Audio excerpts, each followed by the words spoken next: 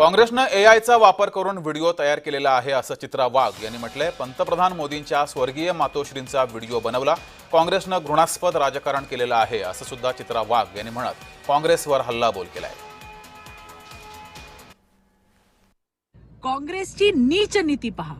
सर्वप्रथम प्रधानमंत्री नरेंद्र मोदीजींच्या स्वर्गीय आईला काँग्रेस आरजेडीच्या मंचावरून अश्लाघ्य शिव्या दिल्या गेल्या आणि आता तर एआयच्या सहाय्याने त्यांच्या स्वर्गीय मातोश्रींचा अपमानकारक व्हिडिओ तयार केला जाते। 140 कोटी जनता काँग्रेसची ही नीच नीती, गलिच्छपणा कधीही माफ करणार नाही। प्रधानमंत्री मोदीजींच्या स्वर्गवासी आईचा अपमान म्हणजे या देशातील प्रत्येक आईचा अपमान आहे, हे लक्षात ठेवा।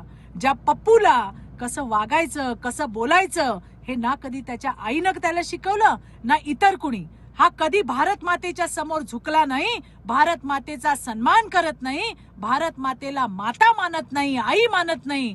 त्याच्याकडून इतरांच्या आईचा आदर करण्याची अपेक्षा काय बाळगणार?